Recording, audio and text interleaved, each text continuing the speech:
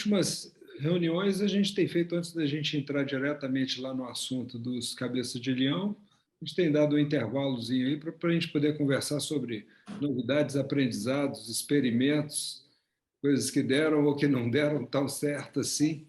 Então, se alguém tiver alguma coisa para compartilhar aí.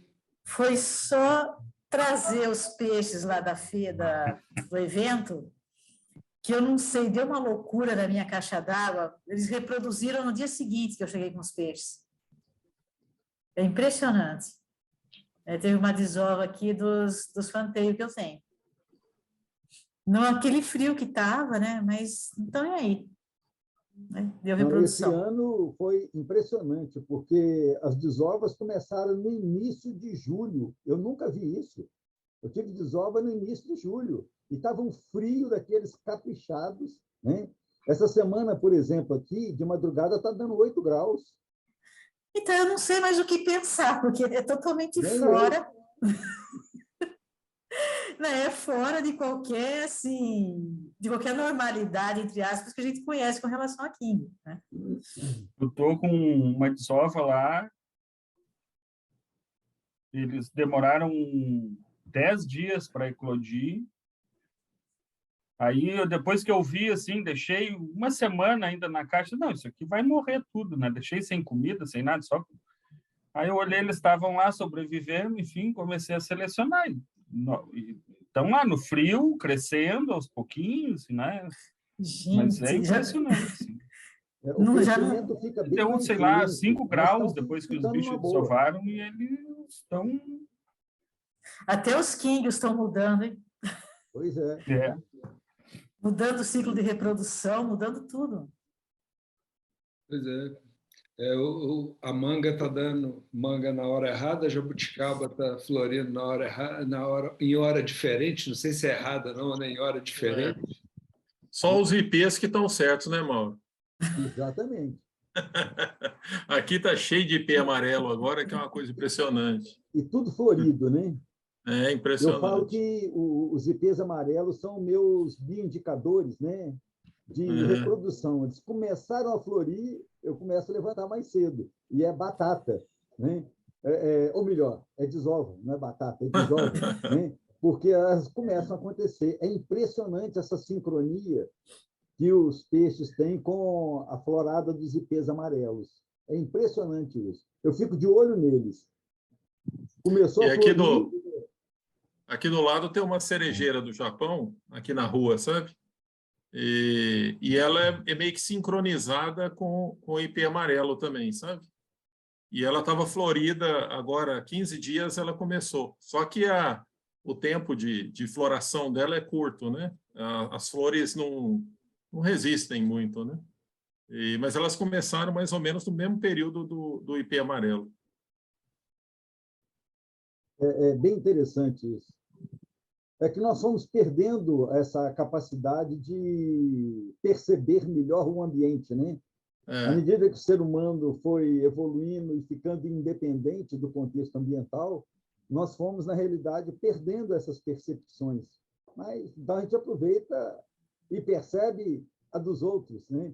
Do que está ao redor, e que é um indicador assim, fantástico. Eu moro mais aqui ao sul, assim, né? Impressionante nessa questão das mudanças, assim, a quantidade de animais, enfim, que começam a aparecer na região que antes não se ouvia falar, né?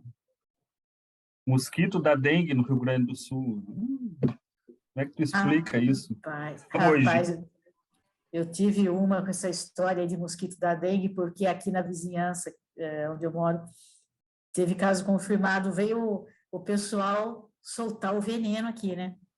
E eu com a abelha jataí, com os químbios, com tudo. Olha, mas foi um transtorno, porque, assim, eles avisaram no dia anterior, né, para vir. Aí eu tive que, durante a noite, vedar, né, a entrada da colmeia do jataí, colocar dentro de casa. Tive que cobrir os aquários todos, né, a caixa d'água não tinha jeito, eu vedei o cômodo. Enfim, né, aquele transtorno todo, porque passaram na área externa toda da casa, né, pulverizaram veneno, mas deu tudo certo, apesar da correria, não teve prejuízo com ninguém. Eu gostaria de fazer um comentário, inclusive relacionando com uma fala do Ederson, que preparou, né, acho que foi você mesmo, que falou que preparou uma piscina para a água esverdear e a água ficou meio avermelhada, não é isso? Pois é, se serve de consolo, a minha cultura de rotíferos ficou toda desse jeito também. Meus rotíferos simplesmente sumiram tudo. E com o sistema de circulação, eu não entendi até agora. Peguei, examinei, parece ter umas algas, mas muito pequenininhas, mas muito pequenas. Parece uma diminuta clorela. E que simplesmente acabou com meus rotíferos. Como os rotíferos deixam os ovos de resistência, eu fui, coletei assim junto à parede, estou com 2 vidrinhos, reiniciando o cultivo, e estou no maior sufoco. Por quê? Estou com uma filhotada enorme e não tenho rotíferos para tratar deles. Né? Aí, o que eu estou fazendo? Recurso técnico de emergência. É gema de ovo cozida, microverme criado com espirulina na cultura de aveia e tendo que fazer limpeza das bacias todos os dias, sem exceção. Está me dando uma canseira que vocês não têm ideia. Mas, como diz, faz parte. Ainda bem que a gente ainda tem outros recursos, né? Porque se não tem recurso, ia perder tudo. Ia perder tudo. Aí estou na expectativa agora do retorno, preparando uma nova caixa, inclusive, com essa nova eclosão que eu tive lá dos rotíferos em frasco, aqueles vidros de 3 litros, aqueles vidros de palmito, né? Para colonizar de novo e reiniciar a cultura. Não sei se com esses ventos todos carrearam esporos de algas, não sei explicar, nunca vi isso. Para mim é uma situação assim totalmente nova e aprendizado. E é engraçado que começou em uma caixa, como o meu sistema é de circulação, passou para todas, né? Já me fez, inclusive, repensar meu cultivo de rotífero. Não vai ter circulação mais, elas vão ficar todas independentes. Cada caixa independente, com uma aeração, a circulação só interna. Fazer o quê? Ô, Mauro, você tinha me falado por telefone sobre esse acontecimento e depois disso eu fiquei pensando. O que estava sendo comentado aí agora, por você e pela Rosana, da questão da floração dos IPs, e a gente não tem a amplitude para poder enxergar as variáveis e o peso dos impactos, mas assim, pode ser que o mesmo impacto que está tendo aí nas floradas, nos quinguios, nas jabuticabeiras, pode ser um causador também, às vezes, uma mudança de temperatura, um favorecimento ou um desfavorecimento climático que cria alguma seleção, né? E que leva e que facilita a vida de determinada população e desequilibra o sistema por um momento, né? Sem dúvida, sem dúvida. Como disse, o eterno aprendizado. Cada situação é um novo aprendizado, uma nova experiência, e a gente vai se preparando para novas possibilidades, né? Como eu falei, assim, eu repensei totalmente o meu sistema, não vai mais circular as caixas d'água todas com as bombonas, vão ficar todas independentes. Porque começou em uma e, como estava circulando, passou para tudo. Faz parte do aprendizado. Vivendo e aprendendo, e tomando consciência que quanto mais se vive, mais se aprende, e mais se toma consciência que menos se sabe. A gente não sabe nada. A verdade é essa. Exatamente. É muito bom te ouvir falando isso agora, no momento onde eu estou bolando como que eu vou fazer umas caixas novas lá e tudo mais. Muito bom te ouvir, viu, Mauro? Então, aqui a minha suspeita é que foi alguma coisa que veio ou pela chuva ou pelo ar também. Porque, claro, a gente está num momento aqui de inverno, frio, né? Eu moro perto de uma região onde tem também tem muito particulado, né? De engenho de arroz, enfim, pode ter sido alguma coisa nesse sentido, assim, que veio ali e desequilibrou. que não tem muita explicação, não consigo achar uma explicação para a água não esverdear, né? Tu bota ali o estádio, né? Pega água verde de outro lugar, coloca ali, aduba, não sei o quê, e o negócio não vem. Mas eu tinha uma outra questão que eu queria trazer também, que está me acontecendo lá, eu acho que tu também relatou isso, né, Mário? Que é os bichos meio que dá a entender ali que vão desovar, enfim, tu acorda pela manhã, na madrugada tem alguns ovinhos, e tu procura qual é a fêmea que está desovando e não acha, né? Assim, e aí fica naquilo ali só e deu. Então, eu tive casos já que, assim, delas começarem a desovar muito cedo, e aí pela manhã já não ter quase mais nada, né? Agora, em vez de acordar às 5 da manhã, eu estou acordando às 4, 3h30 para conseguir dar conta. Nossa, Faz parte. Mas aquelas fêmeas que eu sei, né, que eu consegui ficar ali, fiquei com 3 ou 4 só, né, daquelas desovas do ano passado. Então, eu quero tentar tirar, aproveitar. E aí, essa semana foi assim, uma eu consegui pegar às 3 da manhã, 3 não, às 4 da manhã, e aí no outro tirei ela para outra caixa, no outro dia, 4 horas, tinha uns ovinhos ali, mas não... Aí tu pega as fêmeas que estão na caixa, né, pressiona e não sai nada. E para por ali, assim, né? meio que ameaça desovar e não desova, né? Então, não sei se... Eu acho que o Mário relatou um pouco essa experiência também, né? Antes tinha um problema que eu tinha sempre aqui em casa, que eu comentava com vocês, que era um fungo que dava na cauda dos filhotes e acabava com mais, né, 75% morria com fungo. E eu tentando descobrir, fazia TPA, mas praticamente todos os dias, e estava lá o fungo que eu nunca descobri o que era. Esse ano eu resolvi parar de usar ovo, né? Parei de usar a gema de ovo e eu vou falar para vocês, 0 de doença, não tem perda de filhote, é lógico, perde um ou outro, mas assim, é filhote demais da conta aqui. E estou passando dificuldade com relação à alimentação, sim. A Artêmia, não estou dando certo com a Artêmia aqui, elas não eclodem. Igual o Mário falou comigo aí ontem, que eu tenho que saber o ponto. Esse ponto aí está difícil e o tempo está passando e os filhotes estão precisando de comida. E o que eu estou alimentando, essa filhotada, que eu, né, acabou dando sorte, foi um start que o professor me deu aí de Dáfinas, e que elas estão muito bem com uma bacia enorme que eu coloquei a limpeza dos filtros que eu fiz aqui, deu uma camada muito grossa de sujeira de aquário, e ali é que elas estão realmente com uma população gigante, então tive que tirar mesmo, e os filhotes estão deitando e rolando, né? E para não ficar um alimento, né, que não seja proveitoso, né, para os peixes, né, estou alimentando com espirulina. As datas estão vermelhinhas, estão muito bonitas e é o que está me segurando aqui, é o que está mantendo a filhotada aqui. Então, aí, professor, o alerta eu devolvo agora. Muito obrigado pelo alerta, mas toma cuidado com a gema de ovo aí. Não, a questão da gema de ovo é o seguinte, a gema de ovo é um excelente alimento, mas, como diria a Magda, é uma faca de 2 legumes. Não é assim? O que acontece? Quando você dissolve a gema e pulveriza, né, ou pinga o líquido nas bacias, nas bandejas, aquilo que não é consumido, a tendência é sedimentar. E, ao sedimentar, começa a desenvolver fungo, porque a gema de ovo é um alimento muito nutritivo. Então, o que eu tenho que fazer todo dia? Eu dou gema de ovo pela manhã, por volta de umas 9 horas, mais ou menos.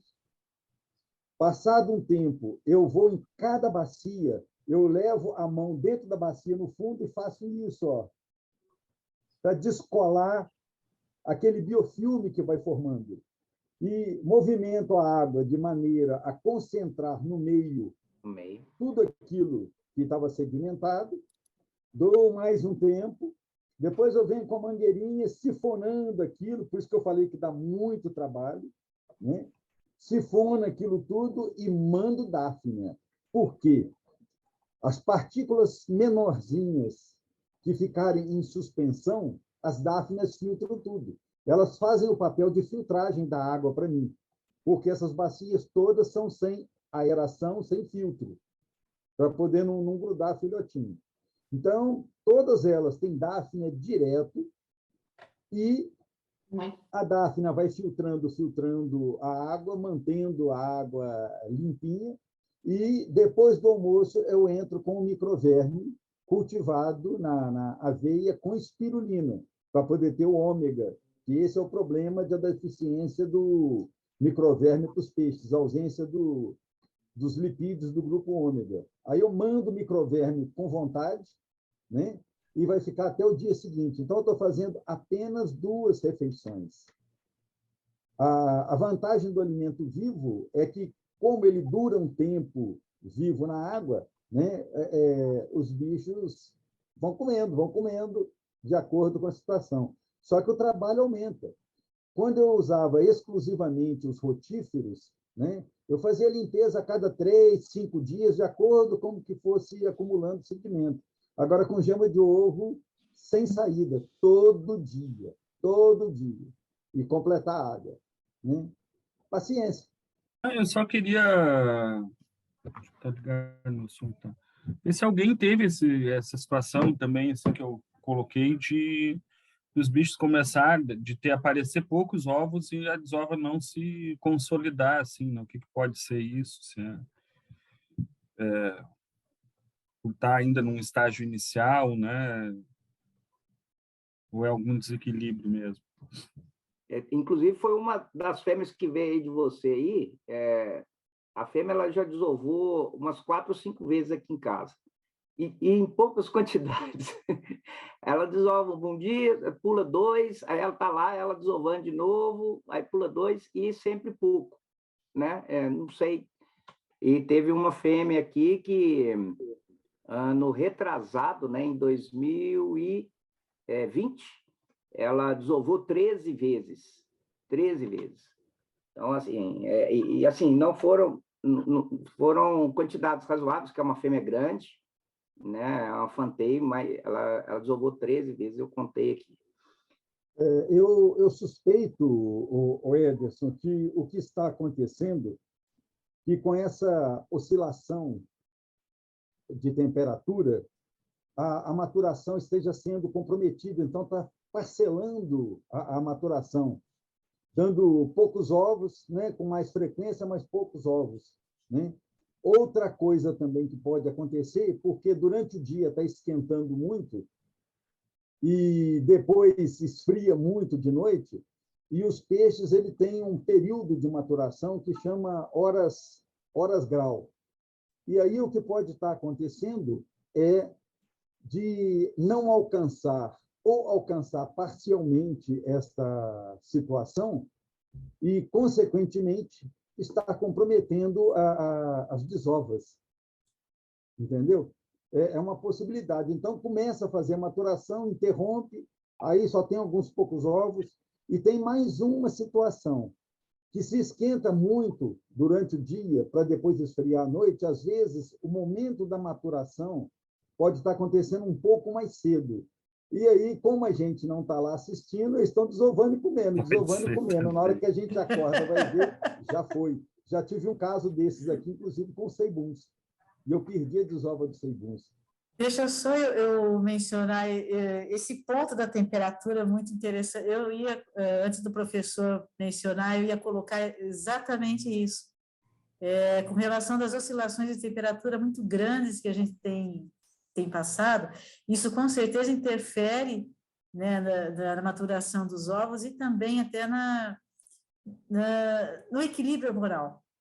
Né? Então, eu também acredito que seja por isso, né, que deva acontecer essas situações. E no meu caso, eu acho que inclusive na resistência dos peixes, assim, né, na imunidade deles, porque está variando muito esse ano, assim, né? Aqui, até outro dia eu coloquei aquela questão dos pontinhos brancos no whey, enfim, né? Isso o ano passado eu não tive, né? Esse ano a água está numa qualidade melhor, estou cuidando mais, mas não tem jeito, na temperatura não consigo controlar, né? Está na rua. Mas esse ano está mais frio do que o ano passado, Ederson. Mas é que ali a gente tem a variação durante o dia assim, muito grande. Sim, né? sim. Então, a água varia de 10 a 17 graus, assim, Sem em dúvida. 24 horas.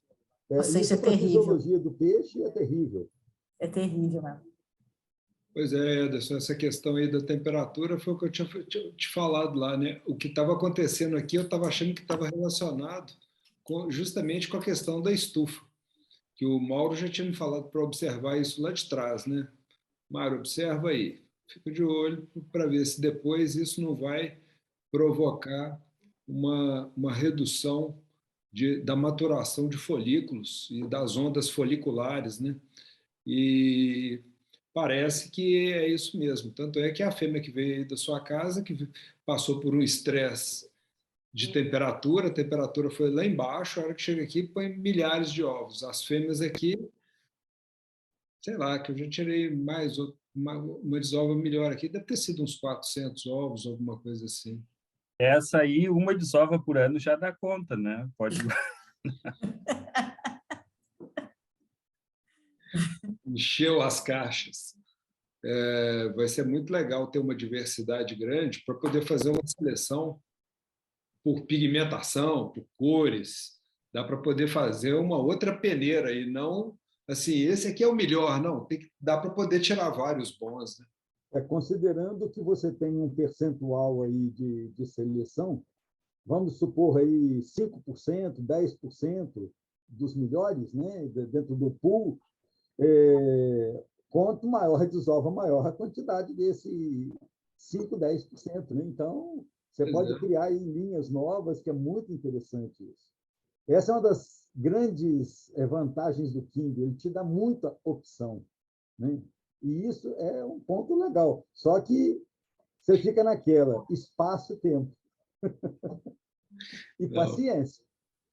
E quando você fala assim, ele te dá muitas opções, aí você já fica pensando assim, visto sob qual a ótica, né? Porque numa determinada ótica, essas opções fazem a gente se perder, né? Aí a hora que você vê, você está...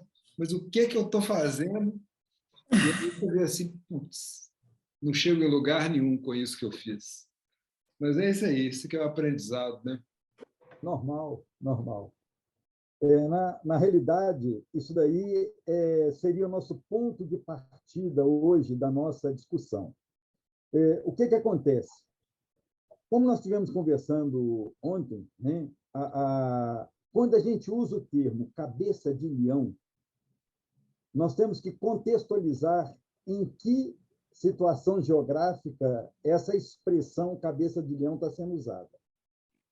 Lá no passado, né, lá na final da década de 80, início da década de 90, que foi quando eu comecei a me envolver com os Kingios, eu ia para São Paulo, né, ia nos criadores japoneses, e naquela época não havia a terminologia de ranchu. Cabeça de leão significava os atuais oranda. E os ranchus, né, era ovo de leão.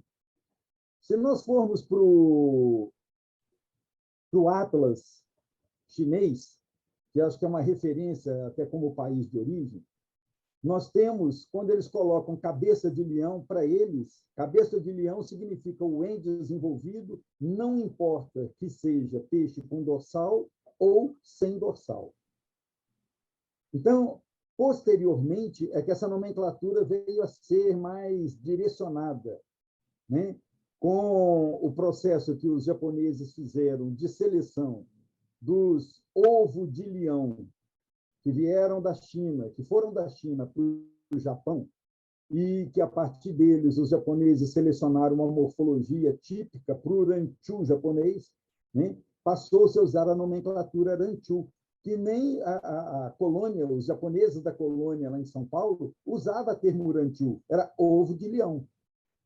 Ok?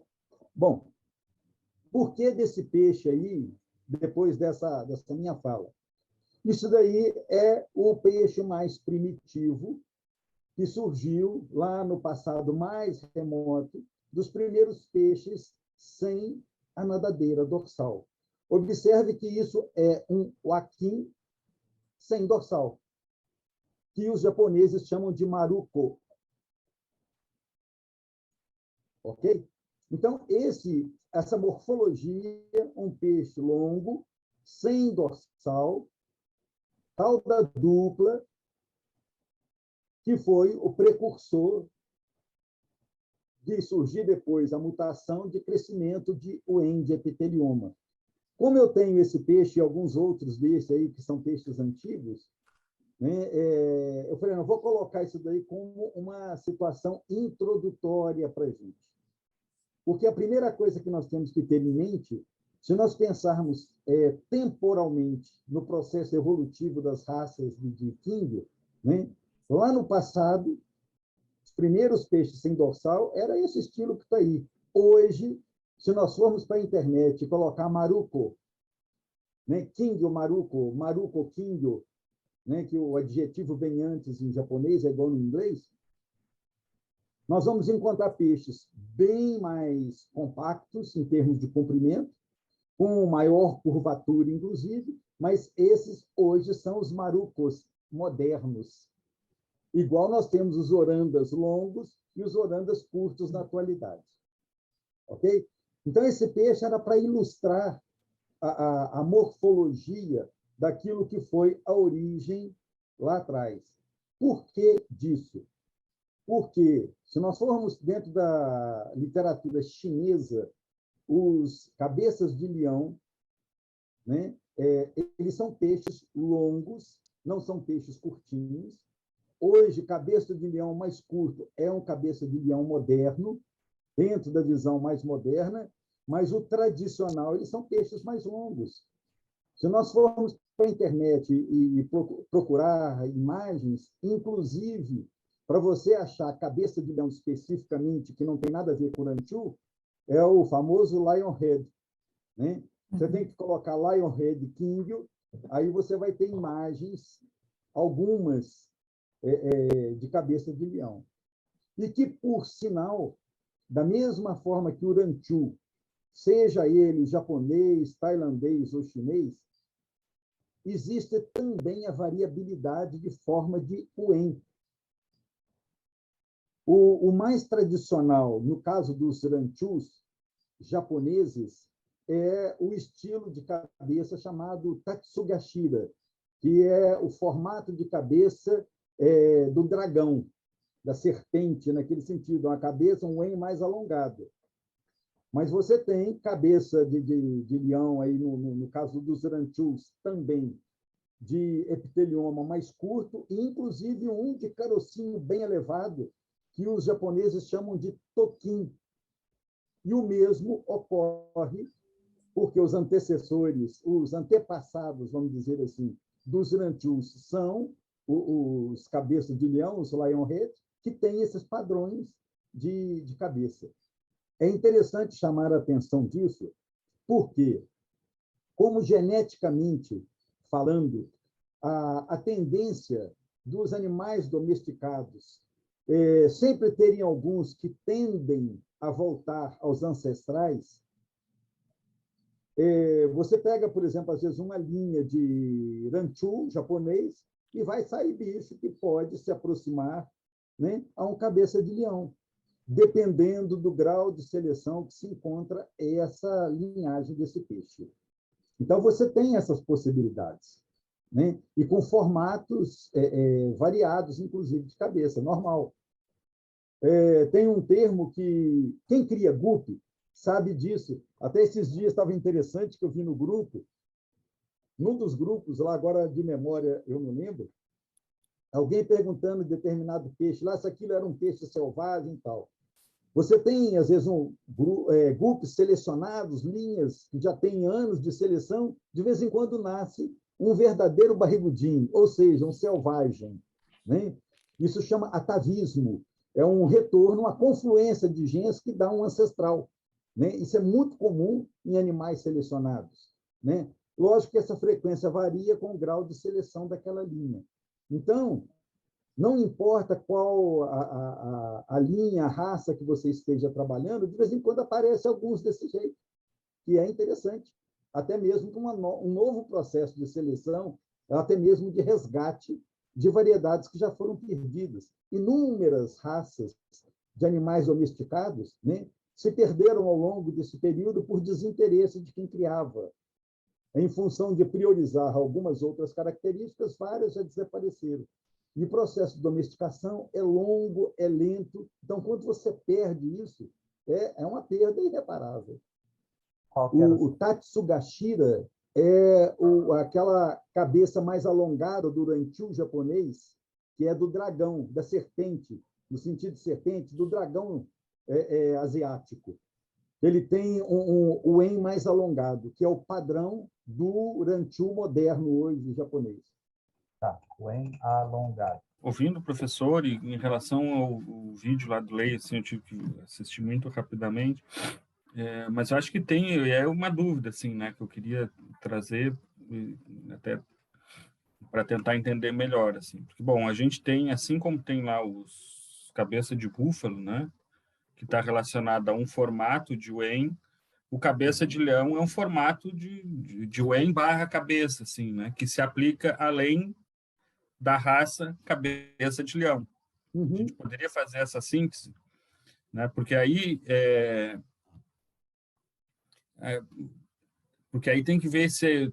bom, a gente vai analisar a raça cabeça de leão, né, ou o formato de Wen que pode aparecer em outras raças que também possuem Wen, inclusive Oranda, inclusive Ranchu, enfim. Né? Uhum. Mas eu acho que essa é uma questão que a gente vai precisar ver como é que lida, assim. Se é o formato da cabeça ou se é onde termina a análise do formato da cabeça e onde começa a análise da raça, né? Uhum. Se é possível delimitar isso. A minha intenção, ao apresentar o que eu falei anteriormente, tendo como ponto de partida lá na origem, né? Os primórdios da raça, quais eram as características, como é que era o padrão deles. Por isso, eu fiz aquele videozinho de um maruco, para a gente ter noção do corpo alongado, e como eu disse também, né, hoje a tendência são de peixes mais compactos. Observa o que está acontecendo com o oranda, embora o ranchu japonês ele seja alongado, ele não é curtinho, mas o ranchu chinês e tailandês já são mais curtos, ok? Por isso eu tinha dito lá atrás, né, em outras nossas reuniões, que quando a gente fosse a discutir a questão de ranchu, né, nós teríamos que definir se é o ranchu japonês, o padrão, se é o ranchu chinês ou se é o ranchu tailandês. Por quê? Hoje eles já têm padrões muito diferentes. Então, em relação ao cabeça de leão, o tradicional, né, nós temos características que o Wen pode variar, mas a morfologia de corpo do tradicional é o que nós vamos ver em vídeo para frente aí, cabeça de leão, no contexto do tradicional, igualzinho eu mantenho de oranda, de corpo mais longo. Né? Eu quis preservar isso porque eu gosto. Né? Então, a gente vai poder ter essas variações e ver que no moderno, hoje, a tendência está sendo o encurtamento de corpo. Não sei se ajudou a clarear, Ederson. Aí, a escolha de padrão vai ser para frente. O que a gente vai querer para a gente. E se aplica essa questão do cabeça de leão a outras raças também, em termos de formato de cabeça, né? Observa que eu falei que no Ranchu, o Ranchu japonês tradicional, hoje o En é o formato de Tatsugashira, mas tem tanto o Shishigashira, que é o cabeça de leão, como tem o Tokin. Né? E isso ocorre também entre as linhas de Ranchu japonesas. Mas o que é idealizado hoje é o Tatsugashira. Ok? E, na realidade, cada povo, com a sua seleção, seus gostos e anseios, vão criando padrões. Né? Então, nós vamos ter que fazer escolhas no futuro. Se as pessoas gostarem, ótimo. Se não gostarem, ele vai ter que repensar. Percebeu? Isso visando quem está envolvido com o mercado de produção e comercialização. Por quê? Se não houver consumidor, não justifica você produzir. Então, são possibilidades, até mesmo de formar grupos diferentes. Né? No Japão, tem grupos distintos de formato de Wen. Mais ou menos dentro desse contexto que foi colocado aí, na verdade, na minha falta de conhecimento, na minha ignorância, né, a distinção principal que eu fazia, né, do ponto de vista dos ranchus, né, para o cabeça de leão, é a linha de dorso, né? Se é um peixe mais ovalado, inclusive em vídeos, etc., a gente vê muito a descrição disso na internet, né? Buscando esse formato mais tradicional que o Mauro falou, né? Na origem, né? Eu sempre busquei isso, né? Buscar enxergar essa linha de dorso, ver se ela é muito curva, se ela é mais tipo platô, assim, né? E, obviamente, o Wen, né? Agora, o Wen é aquilo que o Mauro que já foi colocado, né? Tem uma diversidade tão grande que eu, particularmente, né, em função dessa ignorância que eu acabei de falar, eu me perco. Então, eu sempre me baseei pela linha de dorso, obviamente, um peixe sem nadadeira dorsal, cauda dupla, com linha de dorso mais tipo platô, assim, né? E alongado, formato de um ovo. Essa era a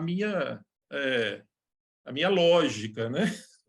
De tentar distinguir uma coisa da outra, né? Agora, o uso do termo cabeça de leão para outras variedades, eu acho que, de fato, ocorre, né, Ederson?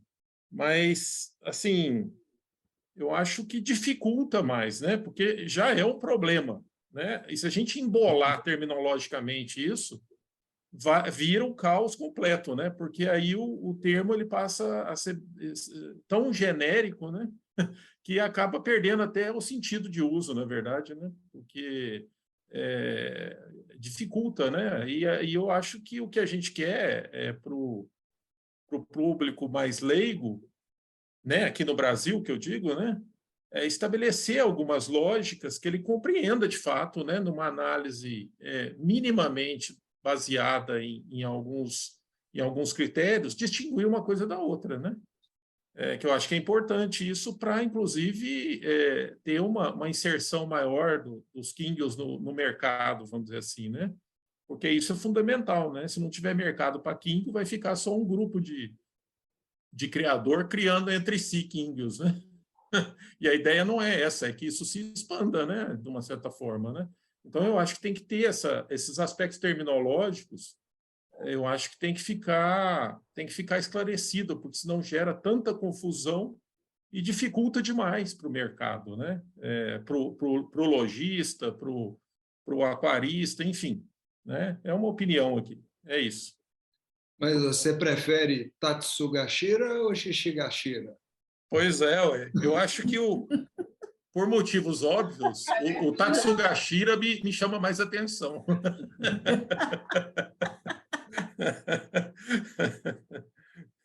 Gente, por isso mesmo, eu quis fazer nesse início da nossa reunião, fazer essas colocações para vocês verem que a coisa não é muito simples. Né? Há poucas décadas, né, os próprios japoneses não usavam uma linguagem bem definida. Né? Atualmente, sim. Quando você fala ranchu, está muito claro. Aí você tem que pensar se é padrão japonês, chinês ou tailandês. E observem que os tailandeses ainda criaram mais um, o Lion Chu, que é o peixe com a morfologia corporal de um ranchu no sentido asiático, não japonês, mas com epitelioma típico de cabeça de leão, do ovo de leão antigo.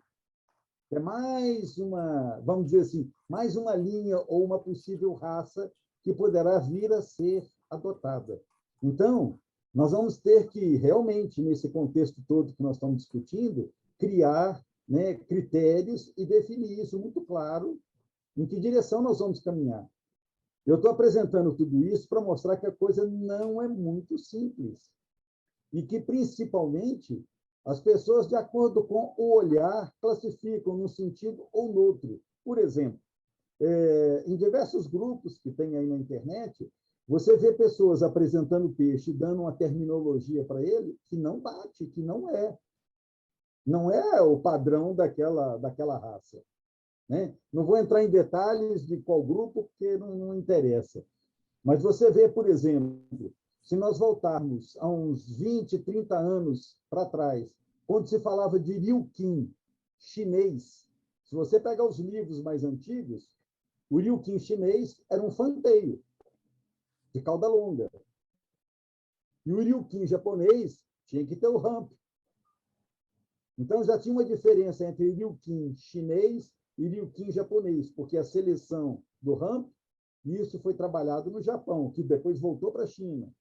Então, essa nomenclatura não é tão simples assim, né? Nós temos que ir tendo leitura e para depois criarmos vamos dizer, se for o caso, até mesmo um glossário, né, que defina esses vocábulos de forma bem caracterizada para que as pessoas possam entender. Porque tem muitas pessoas que fazem confusão com isso. E eu entendo, porque você vai para a internet, você tem inúmeras opções. Um exemplo mais simples. O que é um fanteio?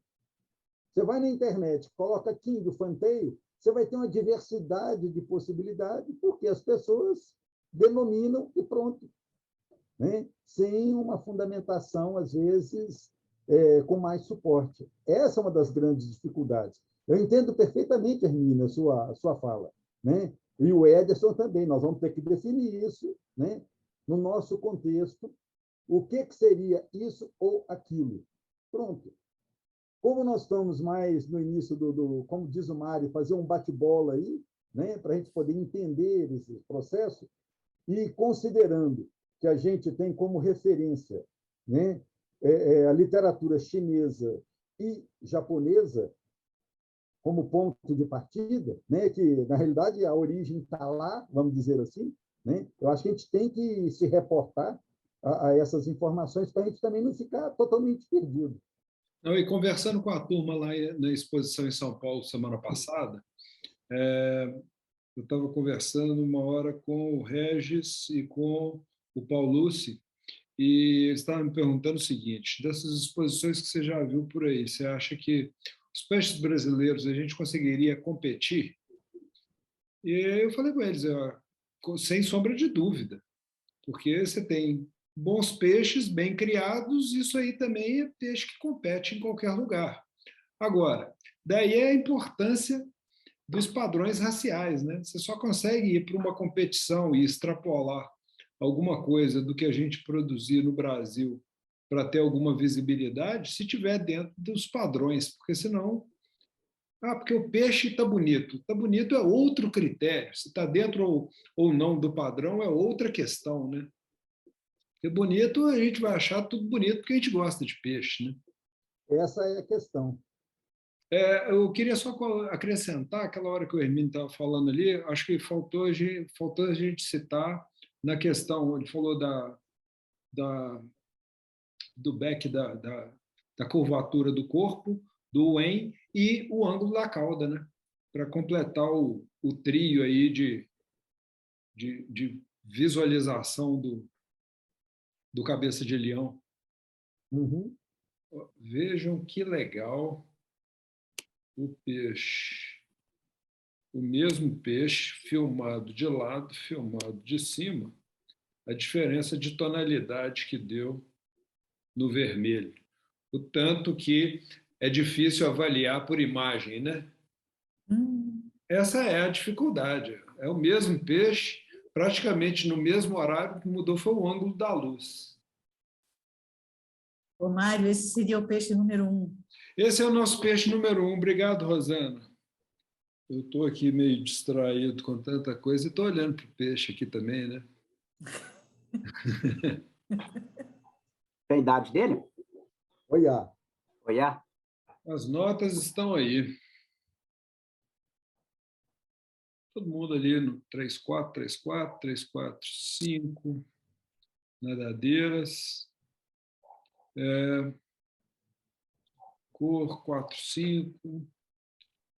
Características especiais 4-5. A gente está ficando bem afinado, hein? Que coisa! Tá vendo? Que coisa, hein?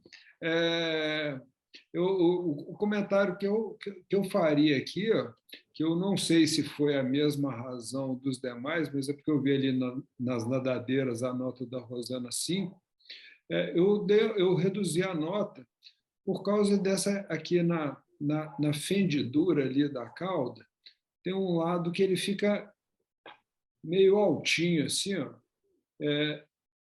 desalinhado com o outro. Então, foi por causa disso que eu diminuí um pouco a pontuação na cauda.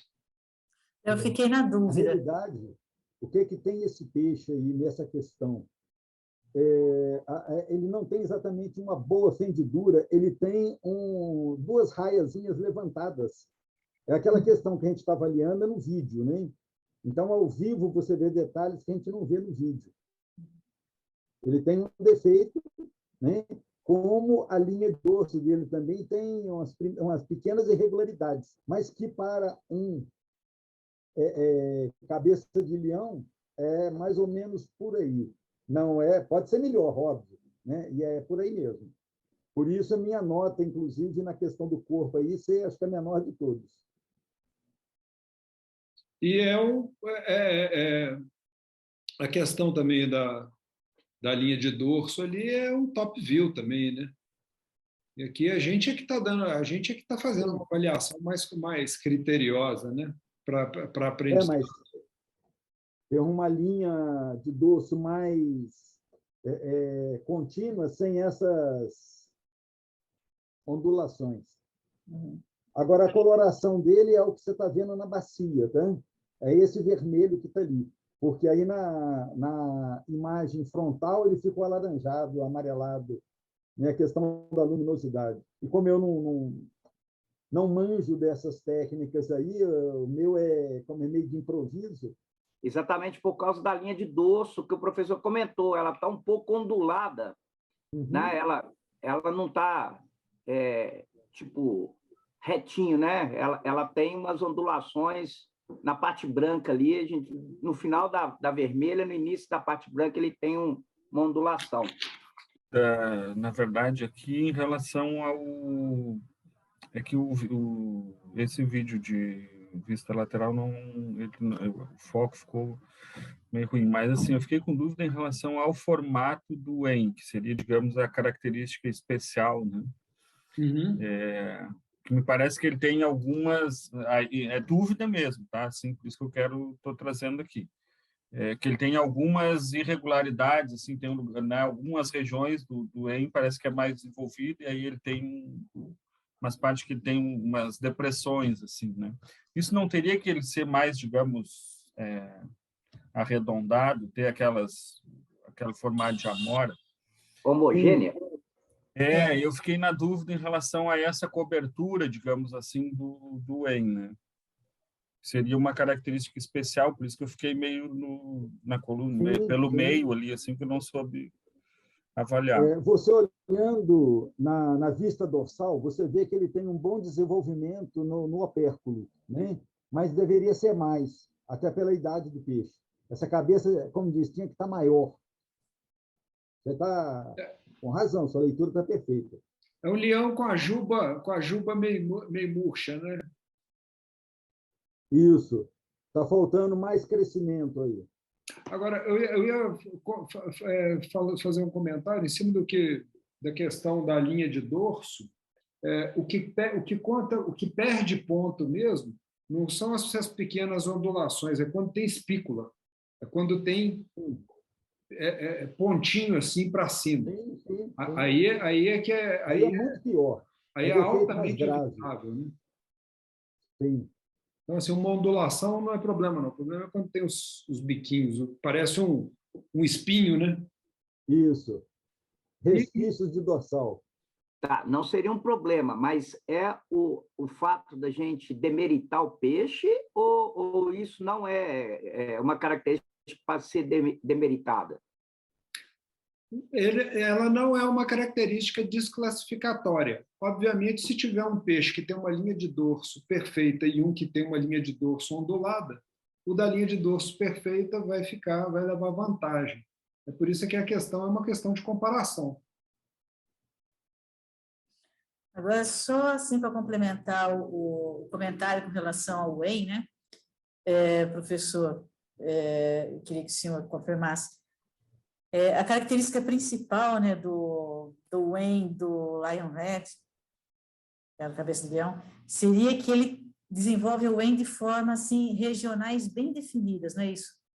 São pacotes bem definidos de acordo com as regiões. O perpular, né, a região da frente, que eu esqueci o nome agora, não seria mais ou menos isso? Na realidade, como eu disse antes, existe mais de um formato de cabeça em função do WEM, né? Então, são linhas aceitas, né? Mas nesse peixe especificamente, ele precisaria de um crescimento maior, inclusive na região ali opercular, né? Ele peca um pouco nisso. E a questão que acho que foi o Ederson que comentou, que no alto da cabeça ele tem uma divisão, isso aí é outra característica. Tem, no contexto chinês, tem definição, inclusive, de marcas na cabeça que leva a determinadas linhas de cabeça de leão. Tem padrões assim, de linhas, de sulcos na região do Wen. Ok? Ok, obrigado. Esse aqui é a visão top e a lateral estão no mesmo vídeo. Então, daqui a pouquinho ele vai dar uma rodada aí para a gente.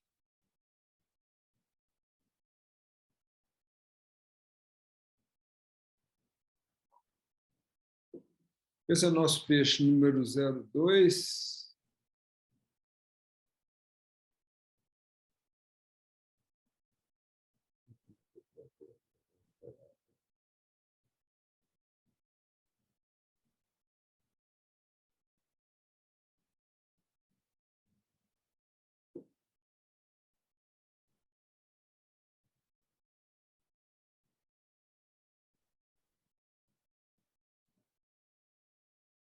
Hermínio ali deu uma nota mais baixa nas características corporais, o Sérgio a mais alta, foi onde deu uma discrepância maior ali. Vamos voltar para o Pedro. No meu caso, foi a questão da linha dorsal, né, que é extremamente curva, né? Se for partir, aí que está aquela situação, né? Se a gente for partir mais para o tradicional ou mais para o rancho, né? Então, é simplesmente uma questão de opção ali, né? Ela está mais curva, muito mais curva do que o ovo normal, vamos dizer assim. No mais ali, acho que não tem muito assim... Alguém quer tecer outros comentários aí? Acho que não tem muita discrepância ali nas notas, não. Eu fiquei em dúvida sobre esse pontinho aqui em cima do Wen, se isso tem alguma penalização por ter um pontinho assim fora do chifrinho ali no unicórnio. Saliente, né? É interessante isso daí, Mário. Nessa imagem, nesse momento aqui lateral, você vê que na região opercular, o Wen forma bolinhas, parece uvinhas grudadas uma nas outras, né? Tipo tá bem visível, né? Uhum. Aquilo que está lá no alto é uma extrapolação, ela foge da linha geral, né? Que, ok, né? Não deveria. Porque, para o padrão, inclusive, ideal de cabeça de leão, é exatamente isso que está sendo visto aqui na lateral. Na região mais alta da cabeça, você não vê isso em função da pigmentação. Mas na região lateral, aqui da região do opérculo, né, está muito interessante essas protuberâncias, parece um morangozinho. Né? Tá muito legal nesse peixinho. Observem que, visto por cima, ele tem as laterais aqui mais desenvolvidas do que o peixe anterior. Sim. Uhum. Ô Mário, logo no início, dá para ver que tem uma ligeira assimetria, né, na lateral direita, aí, ó, no Wen, na parte frontal, lá na frente. Uhum. Tem uma ligeira assimetria, né? O lado esquerdo é mais desenvolvido do que o direito. Isso, exatamente. Eu não sei também, ali, porque aparece pouco ele de frente, mas parece que o olho, aí dessa posição, o olho direito, ele está um pouco mais baixo do que o olho esquerdo, quando você olha ele de frente. Quando ele aparece de frente, na vista, essa vista. Olha lá, volta um pouquinho, lá. Não sei, ela é muito rápido, ela aparece, olha lá, o olho, acho que ele tem um pouco mais baixo, o olho direito aí visto de frente, do que o olho esquerdo. Não sei se é... Um golpe de vista, né? Não sei se é um golpe de vista. Golpe de Eu acho que vista. é mais o ângulo da filmagem que o peixe estava fazendo curva, né? Então Ah. ele tende a inclinar para o lado que ele está curvando.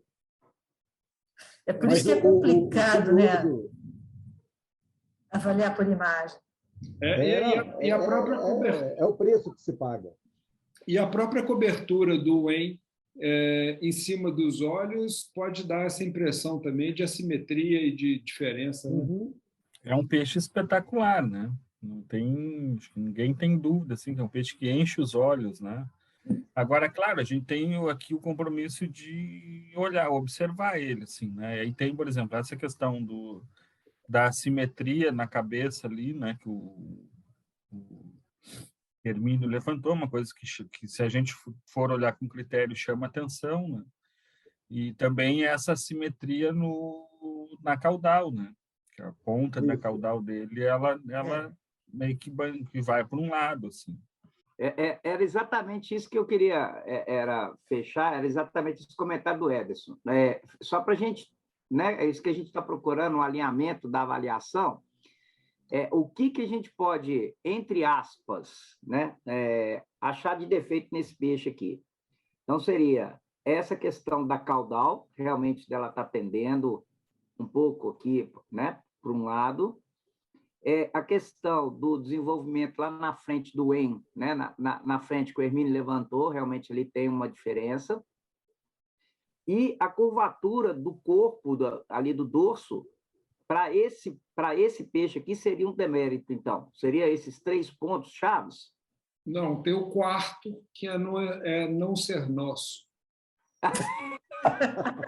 Boa, Mário. Boa.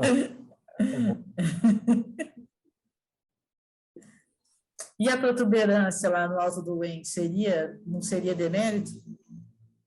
É aquela questão, não é desclassificatório, mas o ideal seria 100, né? Mas já com isso aí não muda, ali, né?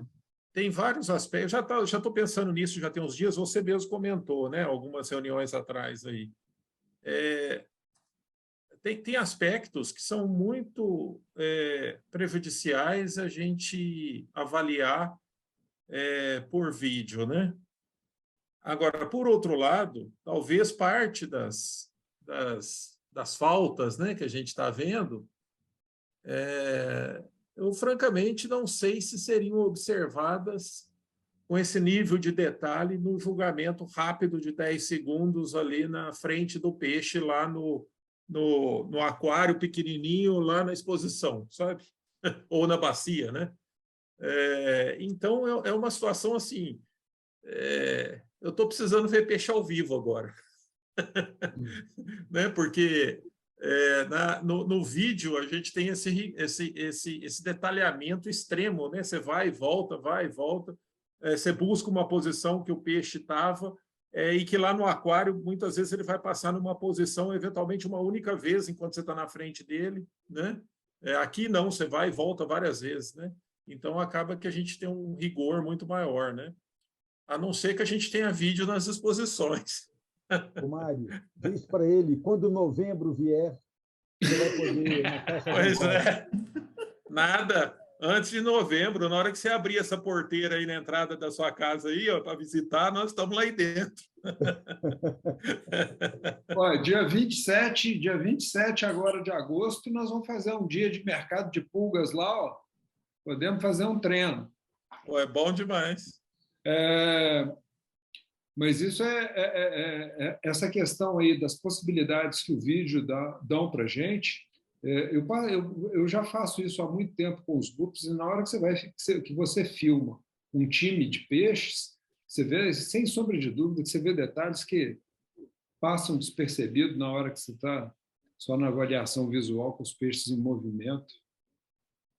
Tem alguns detalhes que são sensacionais a gente ter essa possibilidade da tecnologia, e isso é sensacional demais.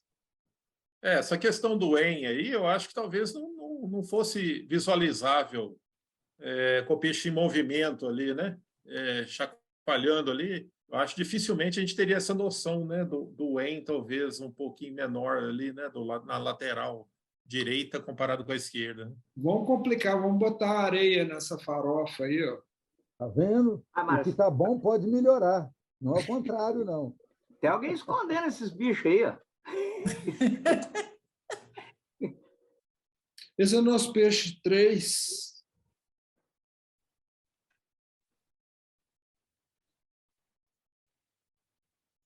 Esse peixe está usando batom. Cutibeni. Conhece esse termo, Rosana? Não, não conheço. Cutibeni cuti é boca, beni é vermelho, boquinha vermelha, Oh. boquinha de batom, em japonês. Bonitinho, né? Muito bonitinho. Características corporais, o Mauro deu 3. Pronto, vamos ver o que ele viu ali. Deixa eu ver onde que foi que ele... A barriga dele no final parece Aqui, que um lado... adivinhação agora. Não, eu explico, nada a ver. Se a gente olhar a linha de dorso desse peixe, ele é bem menos curvo do que o outro, só que ele é muito curtinho para o padrão tradicional em cabeça de leão. O epitelioma dele é melhor do que o anterior ainda, mas ele é muito curto, muito compacto, que não é o característico para o padrão cabeça de leão. Então, é um peixe muito bonito. Inclusive, em cauda, ele é melhor do que o anterior, mas ele é muito, como diz... Muito compacto atrapado. mesmo. Pode mandar ele aqui para casa que eu tento descompactar ele. Isso. Essa caudal dele eu achei muito bonita. Agora, Mauro, eu queria te perguntar isso aqui. Ó. Que interessante quando... não é a primeira vez que eu estava vendo isso aqui, não. Tem hora que a anal dupla, tem hora que elas ficam em posição aberta, tem hora que elas ficam em posição fechada, tem hora que elas ficam coladinhas, que você acha que é uma só, mas são duas, né? Uhum. Isso tem alguma coisa a ver em termos assim de algo a ser algo que é melhor ou mais desejável? Se você observar a cauda desse peixe, ele tem fendidura nos lóbulos superiores, o que o anterior não tinha. Uhum. Isso significa que a bifurcação da espinha dele é maior do que o anterior. Uhum. Quanto maior a bifurcação, mais aberta é a nadadeira anal. Embora não é desejável, quando visto por cima, que a nadadeira anal esteja além da cauda. Que aí desclassifica. Desclassifica, sim, perde-se ponto por excesso de abertura de anal. Uhum. Isso é uma característica interessante no sentido de ter descendentes com boa bifurcação de cauda, boa abertura de cauda. Isso aqui que eu tinha comentado, e parece que não é olha, para vocês observarem aqui a barriga, no finalzinho da barriga, do lado esquerdo, parece que ela não é tão simétrica do lado direito, lá perto da caudal. Uhum. Eu não sei se é o ângulo, mas não parece que é o ângulo, porque eu já vi vários, eu estava observando isso aqui, parece que ela é um pouco mais abaulada do lado esquerdo do que aqui do lado direito. E não parece ser o lado, né, o ângulo que está pegando do peixe, não. Olha para vocês observarem aí. Não sei se consegue ver isso também. O Sérgio, muito provavelmente, é um peixe que está em processo de maturação final para reprodução, que dá essas mudanças corporais. Um lado desenvolve mais do que o outro, seja ovário, seja testículo. Isso é muito comum nos químicos quando entra no período reprodutivo. a simetria, né, não é perfeita, né? Como o ovário é duplo, o testículo é duplo, pode desenvolver mais de um lado do que do outro, é assim mesmo. Mas você está com o olho para ver, cara. Você está vendo coisa que os outros não estão vendo. Mas então, professor, no caso da época, por exemplo, essa época, né, vamos colocar aí, que é a época, né, da maior desova deles, não seria, então, uma época boa para se fazer uma avaliação do peixe? Ou isso aqui, o avaliador tem que ter em mente que essa diferença pode estar ligado a essa questão que você acabou de explicar para a gente?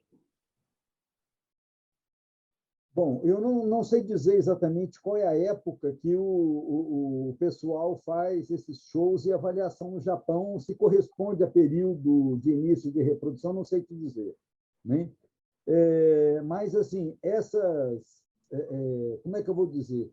Essa não simetria, né, dependendo do momento, é normal. Ok?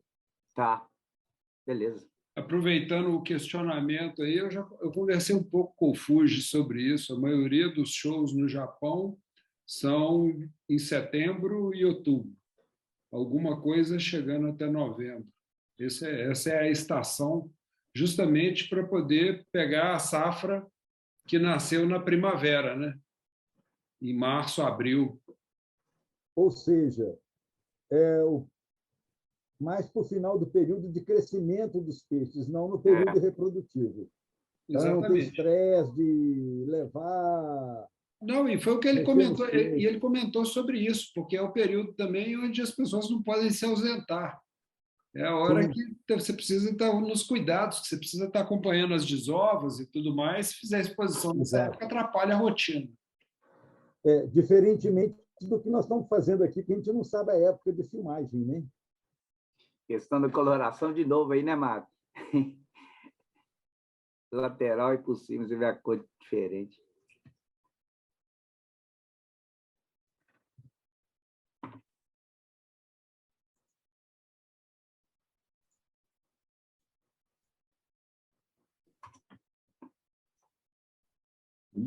Esse é o número 4, né? É. 4.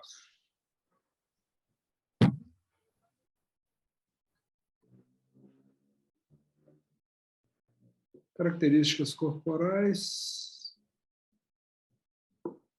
Vermelho 4, 3. É a dorsal.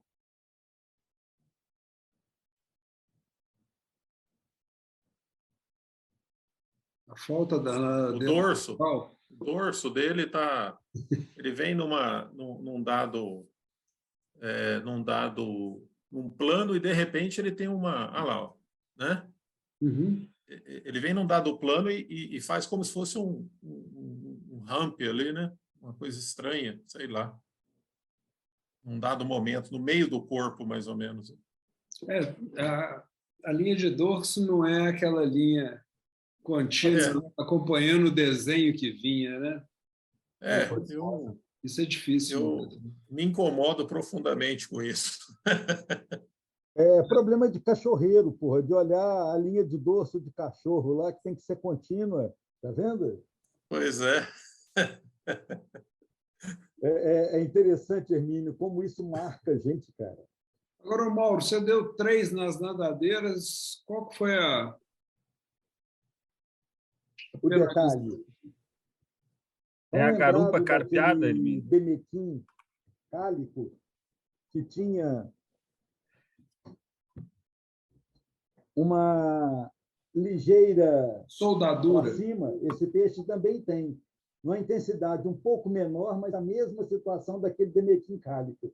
A cauda e uma pontinha sobrando aqui, ó, ao invés de... Entenderam? Entendi. Isso aí eu mandei de propósito para provocar, porque cadê o Sérgio? O Sérgio sumiu, não está aí mais? Está aqui.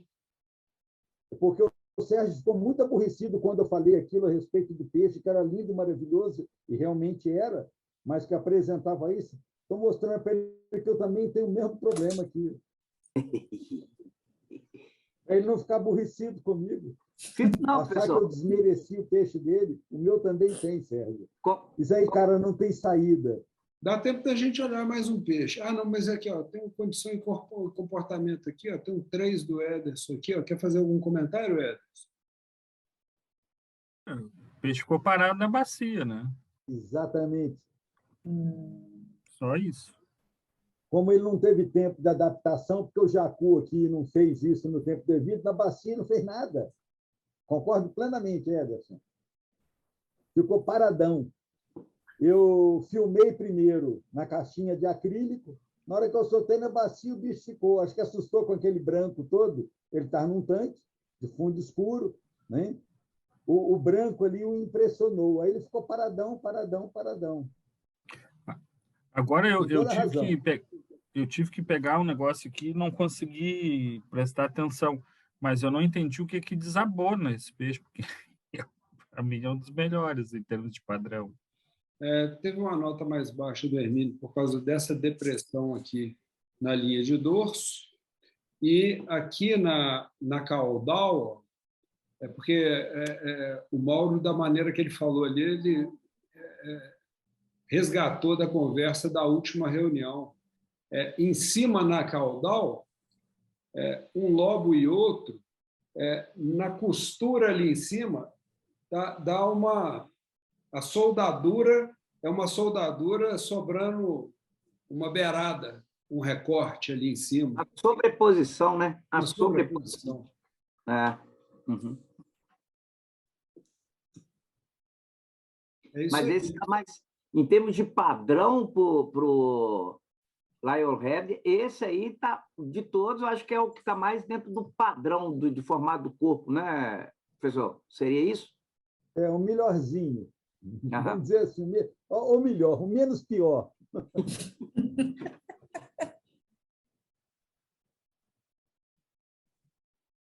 Esse é o nosso peixe 5, né? Sim.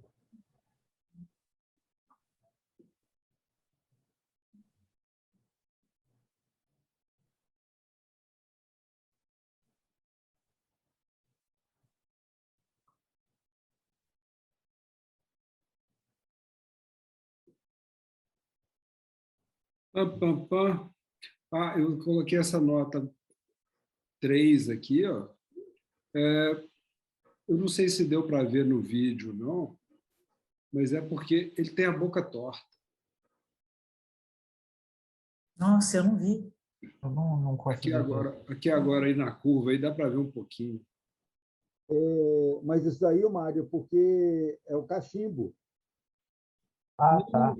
Coloca o cachimbo do lado. O cachimbo deixa a boca torta. O uso do cachimbo deixa a boca torta. Ele tem a boca Ele tem uma boquinha torta, exatamente isso. Ah, Eu tá. também Agora deu pra... detectei.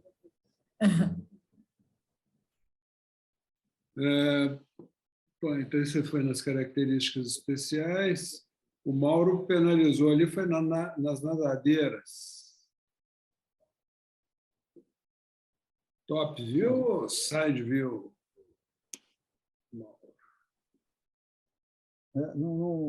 Não captei. Deixa eu ver as notas aqui que eu não entendi. A sua nota para as nadadeiras foi a mais baixa.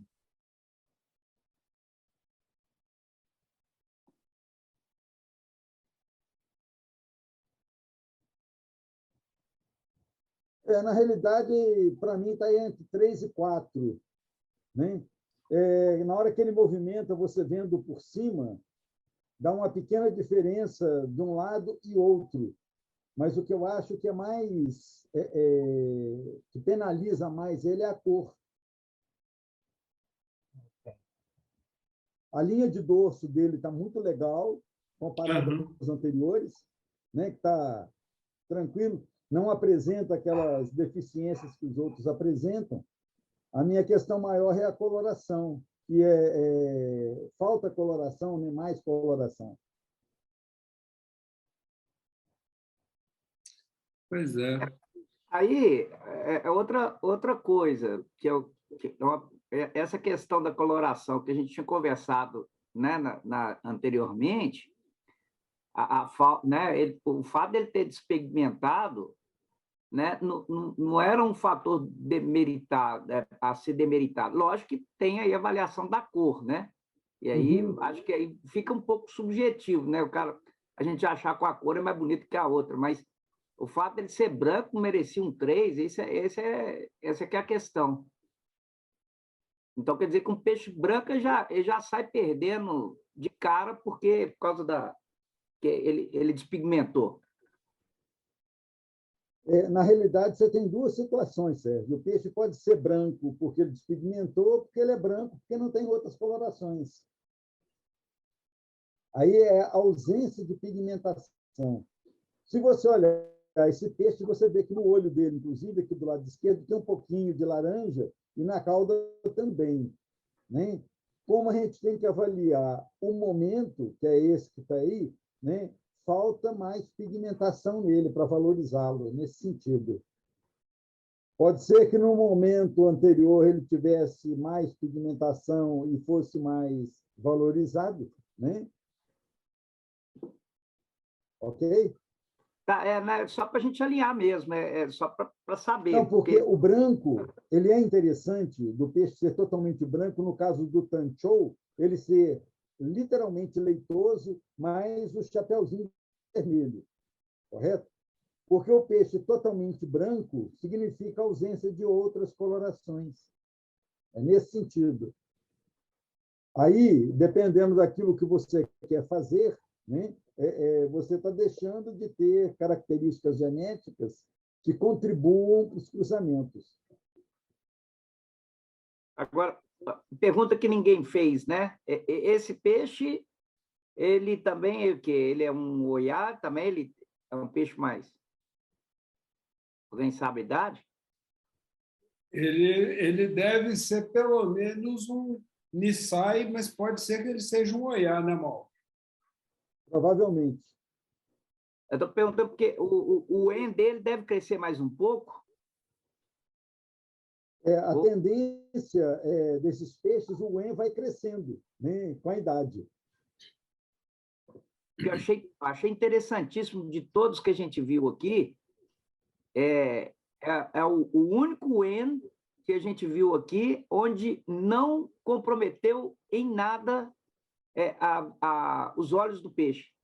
O olho do peixe é totalmente descoberto do en, né? Então, isso aqui eu achei uma coisa legal do ponto de vista da saúde do peixe, né? Não compromete em absolutamente nada a visão dele. Isso é um aspecto desejável nos cabeças de leão. Que o en não comprometa o olho. Outra coisa que eu achei esse whey bem homogêneo, né? Sim. Ele está bem redondinho, né? Bem redondinho. Fosse pigmentado, a gente vê uma coisa, né, que a cor não ajuda, né? Agora, o Mauro, você deu nota 3 ali das características especiais. Tem alguma questão relativa ao whey aí que você me desvaloriza? Nessa visão que está aí em cima, visto lateralmente, a frente dele é um pouco mais curta. Ah, sim.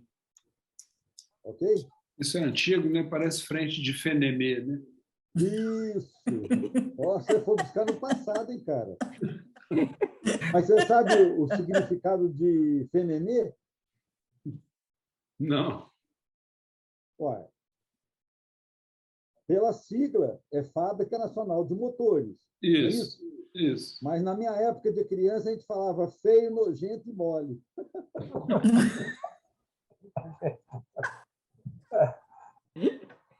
Olha o que você me fez buscar na memória, cara, lá na aborrecência. Quer dizer, nem aborrecência, foi infância. Feio, nojento e mole. Aquele caminhão assim, a frente achatada e carregado, vinha nhaque, nhaque, nhaque, nhaque, nhaque, nhaque, não, feio, nojento e mole.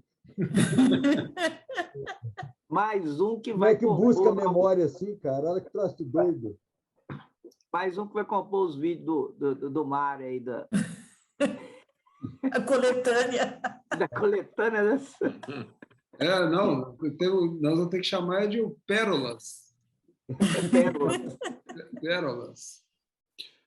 Ô, gente, antes da gente encerrar, qual que vai ser o nosso próximo tema, hein? Você acabou de dizer, pô. Qual? Pérolas. Não, mas... legal. Boa. É mesmo. Estou esquecendo dos pérolas. Achei que você já estava fazendo jogo assim de induzir. Boa bola, viu, Mauro? É mesmo, eles estavam ficando de fora, né? A gente perde o amigo, mas não perde a piada, tá vendo? Nós temos muita coisa para poder realmente dar uma treinada e ampliar esses olhares, né? Combinado. Sem dúvida. Não, eu acho que está sendo fantástico o que nós estamos fazendo. Está sendo um divertimento e tanto, e um aprendizado mútuo, né?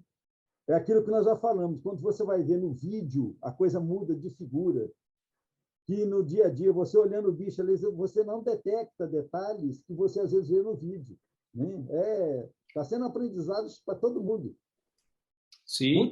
Muito bom mesmo. Deixa eu só fazer uma pergunta ainda dentro do tema Lionhead. A gente tem as duas linhas Lionhead para chinês e japonês? Sérgio, do que eu tenho conhecimento, os japoneses não têm uma linha para cabeça de leão, não. Né? Eles receberam esses peixes e selecionaram para o ranchu. Né? Então, a linha tradicional é a chinesa. Ok? Em outros países, passou-se a trabalhar a questão do corpo mais curto, como é o caso que o Sakai fez aqui. Né? Selecionando um cabeça de leão mais truncadinho, um corpo mais curtinho. Do que eu tenho conhecimento é isso. É interessante porque o chinês, né, o ranchu chinês, ele tem um corpo mais curto, né, mais curvado. Mais curvado. Mais curvado. Né? Isso. E o Lionhead já é exatamente, ele é mais longo e sem a curvatura. Ok. É porque é uma linha mais antiga, né? Inclusive, se você observar o ranchu chinês como o tailandês, né? A curvatura de corpo é maior e a cauda é em pé. Diferente do ranchu japonês, que a cauda é mais alinhada com o plano do corpo do peixe. Porque é para uma vista lateral, né? Lateral. Okay? Legal. Já esgotamos o tempo, né, Mário? Combinado.